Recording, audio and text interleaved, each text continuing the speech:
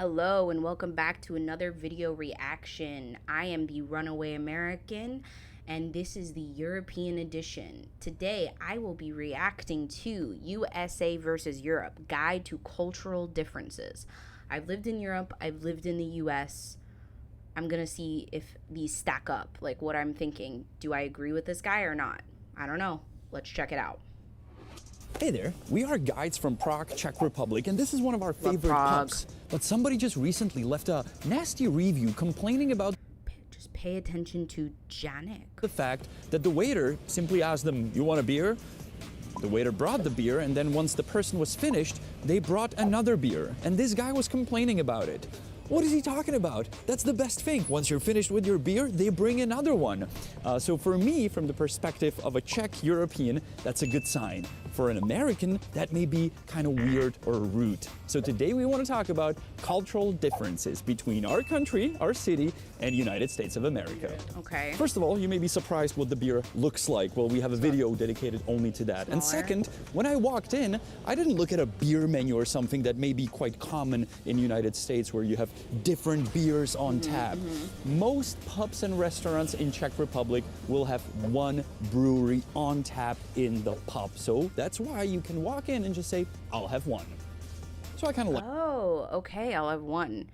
Yeah, I didn't live in Prague and I don't drink beer. So I didn't drink beer when I was in Prague. But when I used to go out with my friends in Hungary all of the time, they had like many different types of beer. Dreher was one a lot of people drank, I think, was one that they liked a lot. I can't remember what the other one was. I think it started with an H. But my dad loves beer, like Prague beer, as well as like Hungarian. He just thinks it's delicious and he misses it a lot. Like that. You walk into a pub and you don't have a million choices, you just say one.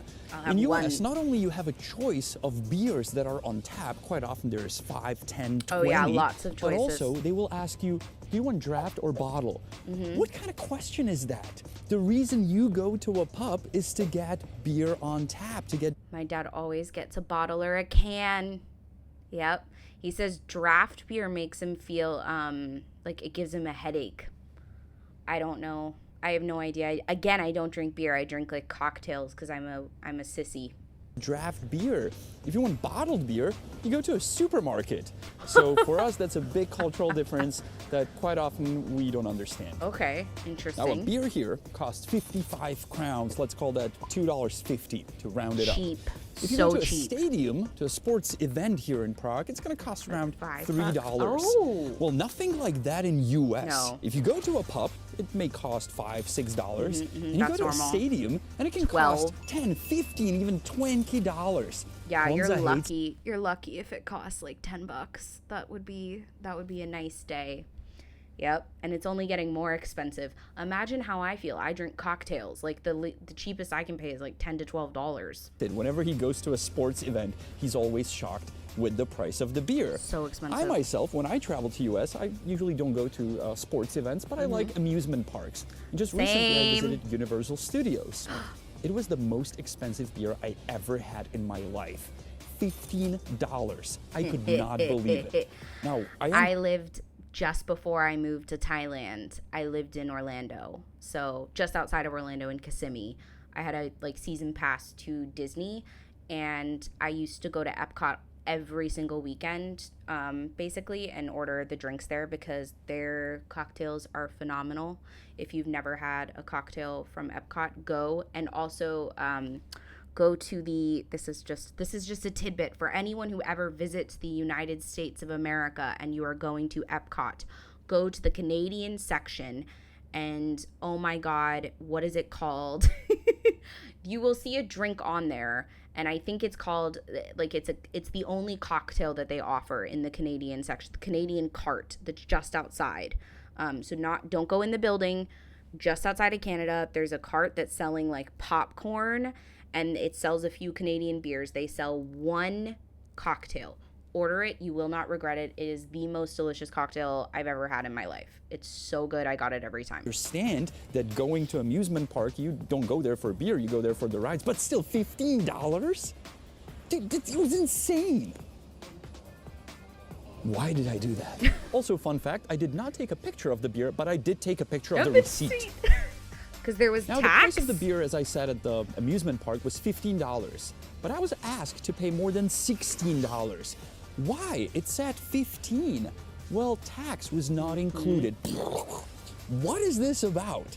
We go to a place, and I'm not only talking restaurants, but any store, shop, and the price tag is the final price. It's not the actual price. It says 55 here, it's gonna cost 55. That is another thing that annoys me so bad about being back in the US, because it's almost like you have to calculate in your head, and when I go out, I don't want to calculate stuff. I'm bad at math. Do the math for me. Just put it into the price. How hard is that? They include the tax. Why don't you do that in US? Why not? It's just sad.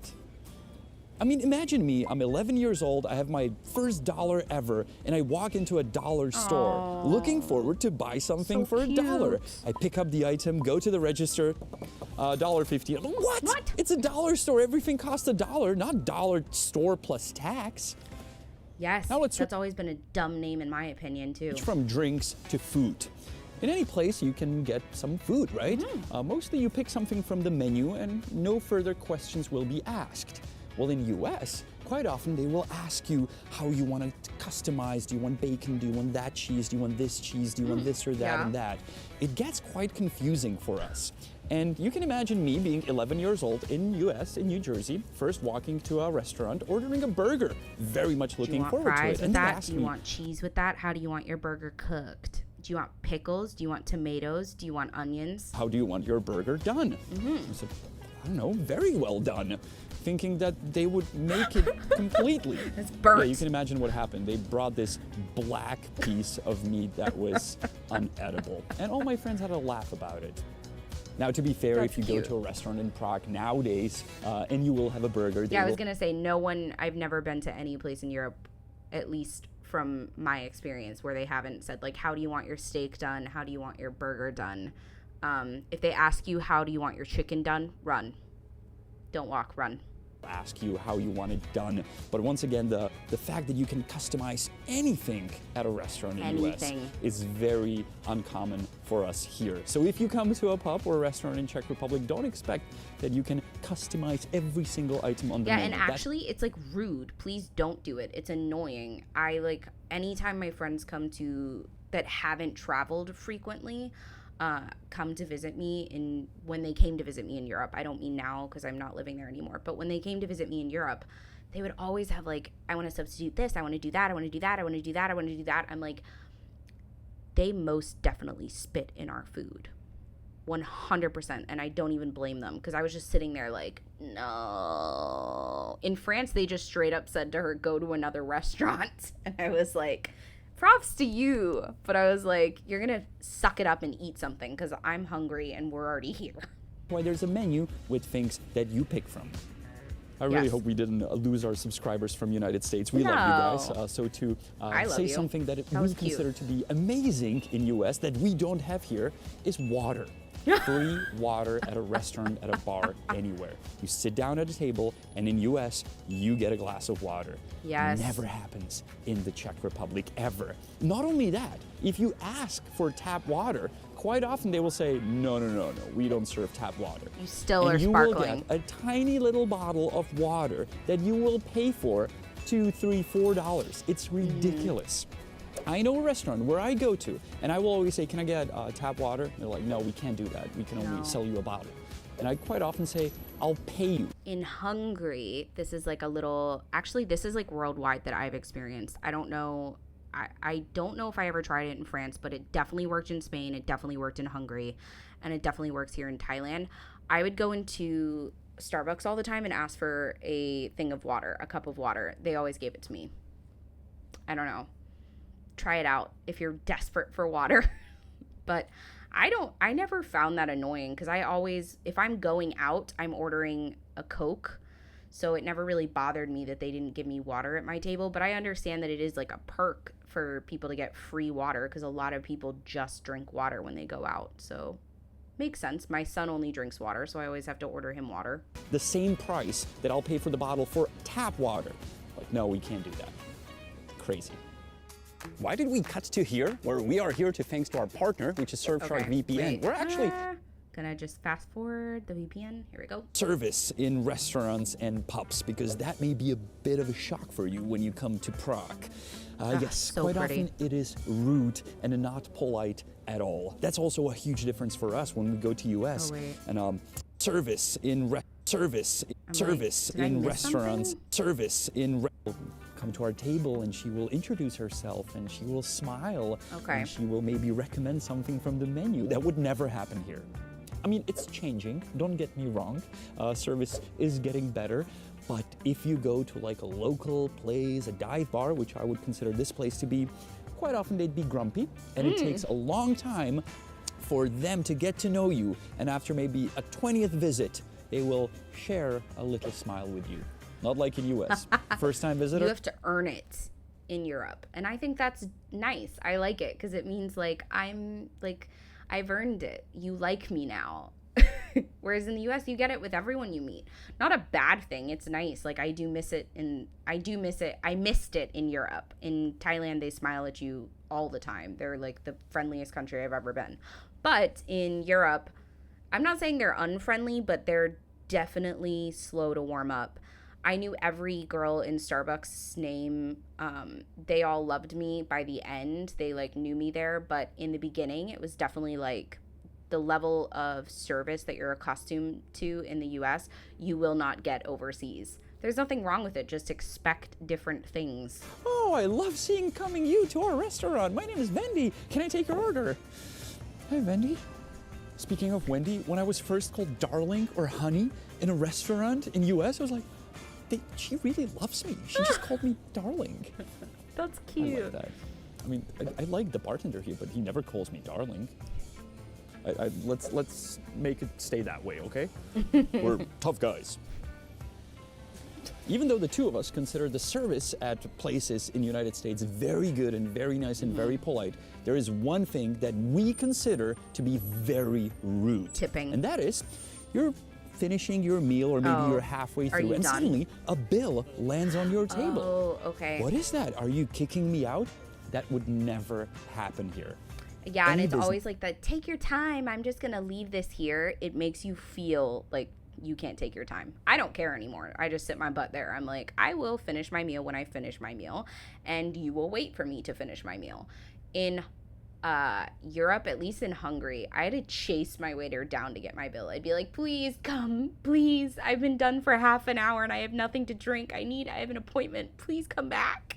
So I feel like there's a happy medium to that. Like they maybe shouldn't rush you out the door or like feel like you're being pushed, but they also could maybe check in on you once every 30 minutes, hour. This restaurant, pub, coffee place tries to keep you in the place as long as possible. You're done with your meal, they'll offer you a dessert. You're done with your dessert, they will offer you coffee. You're done with your coffee, maybe you want to start over and have another appetizer. In other words, they want to keep you in as long as possible. You have to ask for the bill. In US, very often, you're halfway through, here's your bill. I'm like, well, maybe I want another something. No, the bill is already on the table. Just weird. Or I'm closing out, so you can stay, but I want you to pay this bill because I want my tip and someone else is coming in and you can order with them. So it's like, it's a really Speaking awkward. of the bill, let's dive into tipping. And that can create some big issues because that's a big cultural difference. In US, quite often we get asked, do you want to tip 15, 18, 20, 25%? Which for us is like, whoa, that's a lot. A quarter of the bill just tips because it's a tip-based country or tip-based business. In Czech, that used to be very, very different. I mean, my dad would only round up the bill to the next higher number. If the bill was 99, he would round it up to 100. Right. I believe most of our dads and mothers still do that. Nowadays, it's changing even here, and tipping goes from 10% higher if you're satisfied with the service. If the service is really bad, some people will simply not tip. If that would happen in US, that you would not leave a single cent on a tip, I've experienced people running out the restaurant and be like, Yeah, I don't know that I tipped a whole lot in Hungary. I think in Spain, a lot of the gratuity, if there was any, was built in. And in France, I don't think it was common to tip either. I don't know, maybe that's a Czech thing, like a Prague thing. So I'm not really sure. That's Oof, God, maybe I need to brush up on my European stuff because I didn't realize we were supposed to be tipping there too.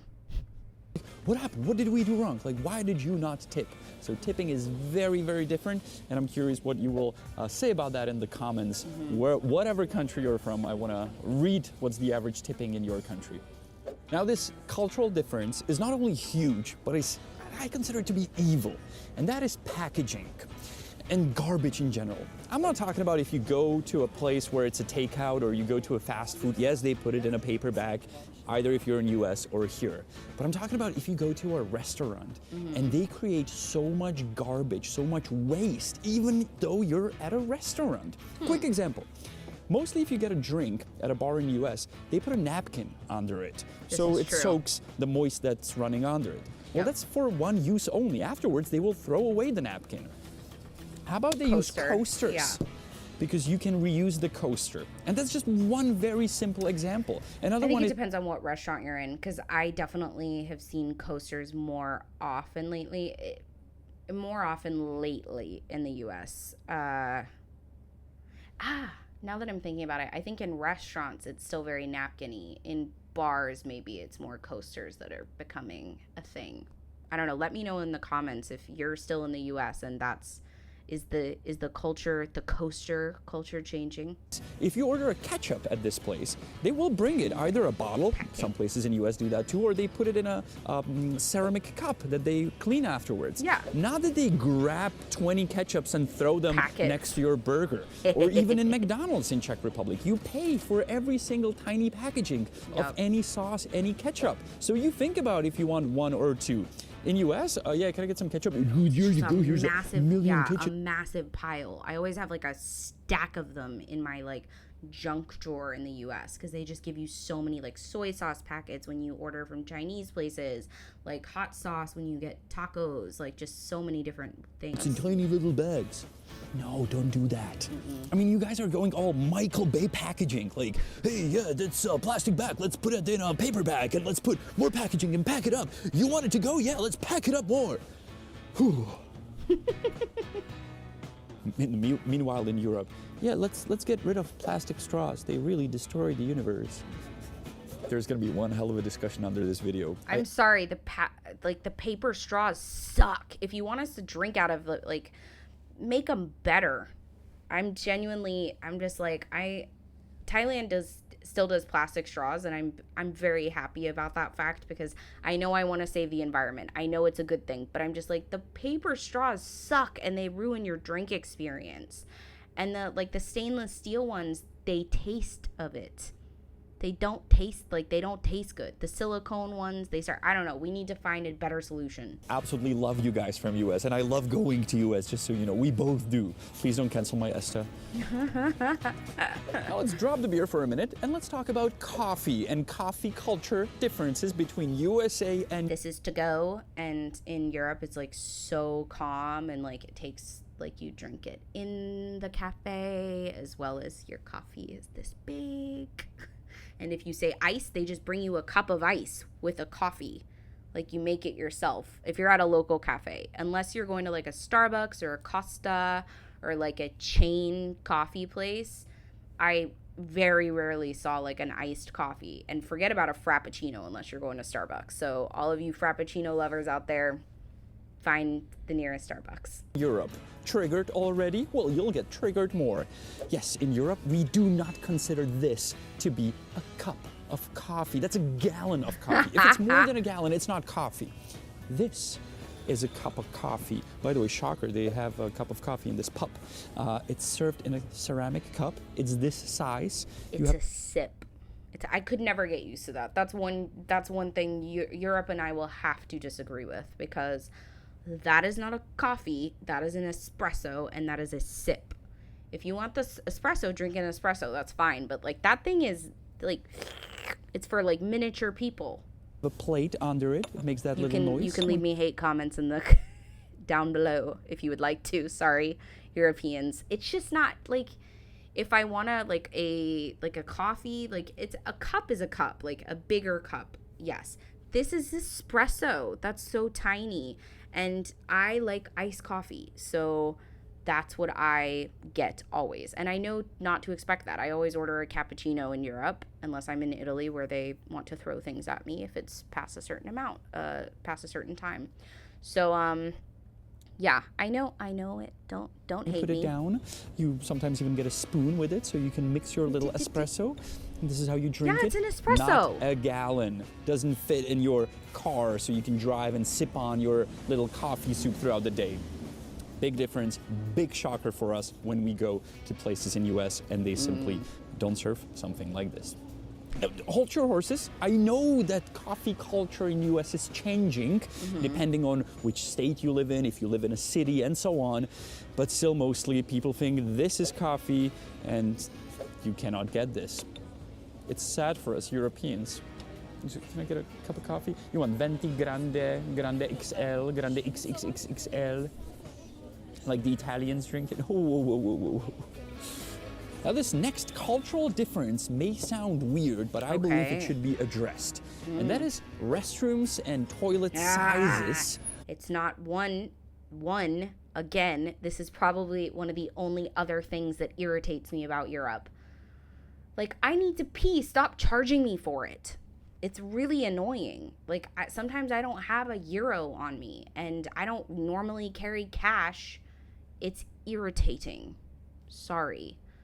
Anyways, and I get it. Like, I get the reasoning. It's so that it stays clean and everything. But I'm just going to say, like, other countries don't, like, other places don't charge me to go pee.